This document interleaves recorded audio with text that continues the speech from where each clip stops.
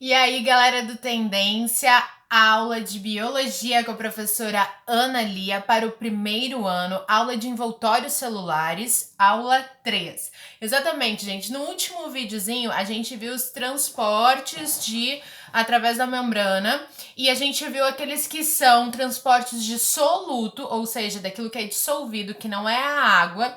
E esse transporte de soluto a gente viu que existe aqueles que gastam energia e os que não gastam energia. Na verdade, a gente só viu os que não gastam energia, que é o transporte passivo. E os dois exemplos que a gente viu foi a difusão simples e a difusão facilitada. A difusão simples, a gente faz aqueles lindos desenhos aqui no meu caderno, né? Pra gente lembrar dos nossos desenhos no quadro. A difusão simples é quando são substâncias bem pequenininhas e elas atravessam a membrana de maneira fácil e natural.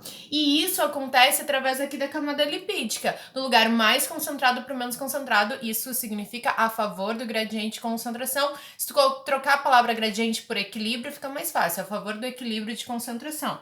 E aí, usando a nossa amiga corujita, a gente vai lembrar que tem a difusão facilitada, que também é o transporte passivo, em que as substâncias elas vão do lugar mais concentrado para o menos concentrado, só que elas são um pouquinho maiores e elas acabam tendo que passar por uma proteína especial. E por último, a gente vai ver o transporte ativo. Transporte ativo, anota aí, é transporte de soluto, ou seja, de uma substância, e a gasto de energia. Por que é gasto de energia? Porque é contra o gradiente de concentração, contra o equilíbrio de concentração. Falamos disso no último vídeo, porque a gente falou aquele exemplo da balada lotada. A balada já tá cheia, estão vendo aqui? Professora Ana Lia, não estou vendo. Então eu aproximo aqui e te mostro, ó. Já tá cheio de substâncias dentro da célula e aquelas poucas que estão fora querem entrar. Tipo, tá cheio de gente na balada e o que tá fora, a corujita te dizendo, quer entrar. E o que significa vai entrar por uma proteína especial, só que ela vai gastar energia. Olha aqui, ó, o ATP, que é a molécula energética, a gasta e se transforma em ADP. Vimos isso na aula, Ana Lia. Sim, a gente viu isso em aula mesmo sobre o ATP, lembra? Mas o que tem que saber é que ela gasta energia para colocar um lugar que está extremamente lotado para colocar mais substância ali dentro. Ana Lia, mas por que a gente tem que fazer isso? Porque tem alguns casos, por exemplo, na transmissão dos nossos impulsos nervosos, que é necessário. E acontece na membrana dos neurônios e a entrada e a saída de sódio e de potássio. Lembra que o elemento químico do sódio é o Na e do potássio é o K. Então a gente vai ver isso melhor. Então qual é o exemplo de transporte ativo? O exemplo de transporte ativo é uma coisa, anota aí, que se chama bomba de sódio e de potássio, que serve para o nosso impulso nervoso. Antes da gente ver como que acontece essa bomba de sódio e de potássio, todo mundo tem um baita medo, mas não tem nada demais. A Ana Lia fez um resuminho aqui pra ti. Sabe aquele resumo que eu coloco no quadro? Então é a hora, eu vou te mostrar. Tu dá pausa, tu copia. Tá lindo aqui, tá? Eu me dei conta de fazer antes. Olha que bonita a minha letra! Vocês estavam com saudade. Mas aqui eu tenho várias cores agora, ó. Antes, lá na aula, eu tinha poucas. Agora, olha só que mundo de cores que eu tenho aqui. Viu? Então, olha só, o transporte ativo, que foi que a gente falou. O exemplo é a bomba de sódio e de potássio. E acontece contra o gradiente de concentração, ou seja, contra o equilíbrio de concentração, e por isso há gasto de energia, gasto de ATP. Viu como a letra é feia, mas o resumo é importante? Eu vou pegar depois, vou ver se eu acho aí, porque aqui na quarentena não tem folhas brancas, então tô usando meu caderno. Mas o dia que eu vou ver se tem alguma papelaria que faz delivery, papelaria não é serviço essencial, então acho que não, né? Vou ver se no supermercado tem folha branca para eu conseguir escrever para vocês. Anotou? Ai, Ana Lia, mas eu não tô entendendo direito. Então se liga aqui, ó. Olha aqui. Esse slidezinho tá aí no portal para vocês. Vou aproximar. O que acontece aqui, ó, lá nos nossos neurônios, gente? Olha a estrelinha, olha a corujita aqui, ó, te explicando. Olha só, presta atenção. Aqui tá mostrando o seguinte, tá? Eu tenho sódio, que é Na, essas bolinhas, ok? E o que acontece? esse sódio tem pouco sódio dentro da célula e muito sódio fora, mas nem tá mostrando que tem muito sódio fora aqui nesse desenho. Então, o que vai acontecer? Vai ter uma proteína especial em que esses sódios vão se ligar aqui nesses espacinhos, e eles se ligando, eles vão gastar energia para isso, porque ela não vai fazer de graça, e essa proteína vai se abrir e liberar o sódio para fora da célula. Quando ele abre o sódio, olha quem tá lá, o potássio, que tem esse formato triangular, louco para entrar e se ligar aqui nesses espacinhos que sobraram ali. Esse potássio, ele vai entrar, vai se conectar aqui, ó, vocês estão vendo, e quando ele se conecta, logo ele vai gastar um pouquinho mais de energia, né? E na verdade, a mesma molécula de ATP que estava ali vai servir para abrir e para fechar, e aí ele vai abrir aqui. Lembrando que já tem muito sódio fora e o pouco que tem dentro quer sair. E tem muito potássio dentro e o pouco do potássio que tá fora quer entrar. Então é tipo assim, é tipo como se fosse a turma um A e um B, né? Então, tipo, todo mundo que é da 1A quer entrar na 1A, mesmo que já esteja cheia. Quem é da 1B quer entrar na 1B, mesmo que já esteja cheia. Entendeu? Então, esse é o esqueminha do transporte ativo. Mas o que tu tem que saber é o que tá aí nesse resuminho que eu falei pra ti. É contra o gradiente de concentração, então vai haver gasto de energia e por isso é um transporte ativo, e o exemplo é a bomba de sódio e potássio que acontece nos nossos neurônios, e essa diferença de sódio e potássio dentro e fora, porque fica muito sódio fora e muito potássio dentro, é que permite que aconteçam nossos impulsos nervosos. Aí é um pouquinho mais complexo pra gente entender como que a transmissão lá na frente a gente vai ver, ok? E aí, gente, existe o que a gente chama de transporte de solvente. Transporte de solvente é o transporte de água. Então, é a água entrando e saindo fora da tua célula. E como que é o nome desse transporte de solvente? Osmose. Anota aí. Osmose é o transporte de solvente. E como que acontece esse transporte de solvente? Da seguinte maneira. Também anota, transporte de solvente é o transporte de água.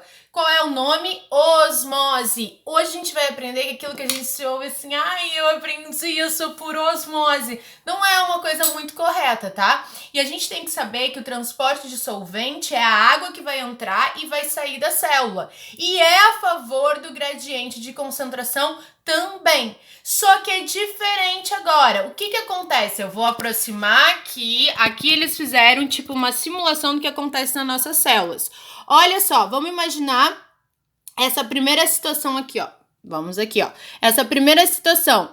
Aqui, meus amores, eu tenho um recipiente com água e com bolinhas. Essas bolinhas podem ser açúcar, podem ser café. Olha só, quantas bolinhas tem a mesma quantidade de água e desse lado tem 1, 2, 3, 4, 5, 6 bolinhas. Lá do outro lado é a mesma quantidade de água e tem 1, 2, 3, 4, 5, 6, 7, 15 bolinhas. Qual que é o detalhe? As duas têm que ficar com a mesma concentração. Pensa que isso aqui é café. Aqui tem bastante pó de café e aqui tem pouco pó de café. Qual é o café mais forte? Esse daqui. Qual é o café mais fraco? Esse daqui. Os dois têm a mesma quantidade de água, mas esse é mais forte, esse é mais fraco. Como é a água que vai passar, imagina que esse risquinho aqui, ó, é a tua membrana da célula. Eles estão simulando a ação da membrana da célula, tá? É como na célula acontece. Então, eu quero, não é que eu tenha a mesma quantidade de café, eu quero que eles tenham o mesmo gosto, a mesma concentração. Então, o que vai acontecer? A água vai passar por essa membrana e vai diluir um pouco mais esse solvente. O que vai acontecer? Olha lá do outro lado. Esse ladinho aqui ficou com bem pouquinha água e esse aqui com muita água. Mas olha o espaço entre as bolinhas. É praticamente o mesmo. Se eu tomasse esse café, se isso fosse um café, e tomasse esse café, ou se isso fosse um açúcar no meio da água, eu ia sentir o mesmo gosto nos dois lugares. Porque, afinal, eles estão com a mesma concentração. Então, o que é a osmose? É a passagem da água para equilibrar a concentração. É a passagem da água para deixar as duas soluções com a mesma concentração.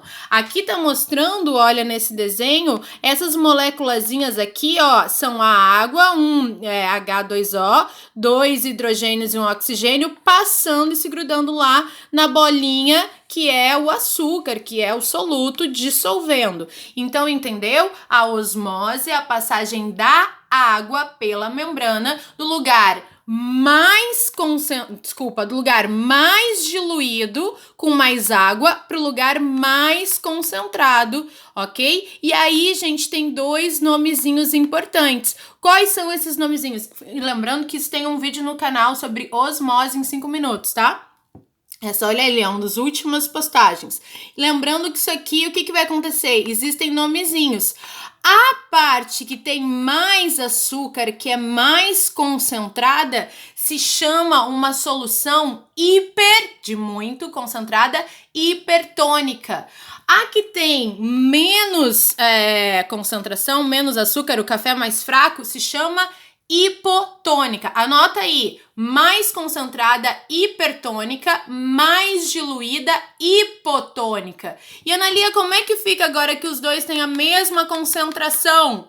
Isotônica. Quando eles têm a mesma concentração de açúcar e água, soluto e água, elas são isotônicas. Hipertônica mais concentrada, hipotônica mais diluída. Quando passa água, as duas ficam iguais, se chama isotônica. Pra gente terminar, vamos ver como isso acontece nas nossas células, porque assim a gente consegue perceber, tá, já entendi, Analia, num laboratório, se a gente fizer isso, eu entendo, mas e nas nossas células? Nas nossas células, meus amores, a gente tem aqui ó, o exemplo de como que a gente coloca a nossa hemácia, que é a nossa célula sanguínea. A gente sabe que as nossas células, elas estão as hemácias no meio líquido. A gente arruma uma maquiagem, a gente arruma um cabelo. Quando a gente vê assim, ó, voltamos.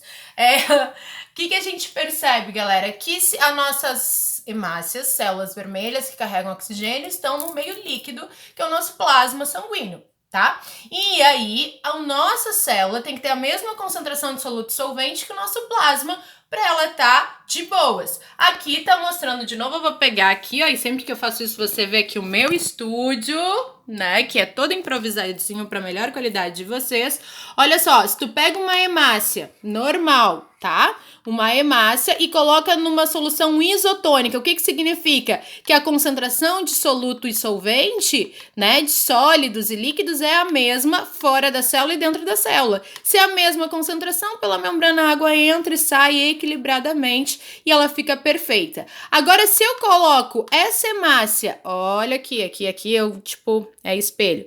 Se eu coloco essa hemácia num local hipertônico, ou seja, aqui fora tem mais concentração de soluto do que dentro, a pobre da hemácia vai doar a sua água para tentar diluir o meio. Ela vai conseguir diluir o meio? Não, mas ela vai acabar murchando, vai ter uma crenação morte, porque ela doa a sua água para tentar dissolver. Sabe quando tu entra no oceano e os teus dedinhos murcham? Por que murcharam? Porque o mar é salgado, então ele tá bem mais concentrado que as tuas células epidérmicas. Aí a gente doa a nossa água das células para tentar diluir, olha aqui um borrãozinho de maquiagem, diluir o mar. Olha só, a gente doa a água do nosso dedinho para tentar diluir o mar. A gente consegue diluir? Não consegue, mas a nossa célula acaba morrendo. E aqui, olha o que a gente está vendo. Se tu coloca uma célula, mesmo hemácia, numa solução hipotônica, o que significa? Tá muito diluído fora e dentro tem bem mais soluto do que essa região. O que vai acontecer se tu ficar muito tempo numa banheira também, né? O que vai acontecer? A célula vai acabar, através da membrana, absorvendo muita água, porque tá muito diluído fora, e vai acabar explodindo e a célula morre também. Então, se tu ficar muito tempo na piscina, acontece isso também. Estouram as tuas células porque tu ficou muito tempo no meio, muito diluído, aí entra muita água dentro da tua célula e ela acaba explodindo, entendeu? Por isso que murcha. Aí, Analia, morre, as minhas células morrem, mas as células epidérmicas, elas se reproduzem muito rápido. Isso em uma célula animal. E as células vegetais, que têm parede celular? Aí a parede celular, a gente lembra que a água para as plantas são fundamentais, a água é fundamental. Então elas têm uma proteção extra a essa situação, ó. Aqui é uma célula vegetal com a sua parede celular numa solução isotônica, tá super equilibrada, tudo de boa. Aí ela é colocada numa solução hipertônica, ou seja, mais concentrado fora da célula do que dentro. Ela vai doar a sua água, mas normalmente ela não chega a morrer, porque a parede celular segura ali, ó, as membraninhas para ela não murchar total. E ela tem o vacúolo, que a gente vai ver também, que é um localzinho que guarda um pouquinho de água para ela não morrer seca. E se ela for colocada numa solução hipotônica, ou seja, muito água para fora, quando a gente põe água demais na plantinha, ela não morre de primeiro porque ela absorve bastante, incha, fica túrgida, que a gente chama, mas não chega a morrer. Claro que se for muita água, ela vai acabar morrendo, tá? Então ela vai ter, resumindo, a célula vegetal uma maior resistência por conta da parede celular. Fechou? É isso aí, vamos que vamos. Fechou meus 15 minutos aqui. Próximo vídeo eu acabo aí o último detalhezinho de membrana plasmática.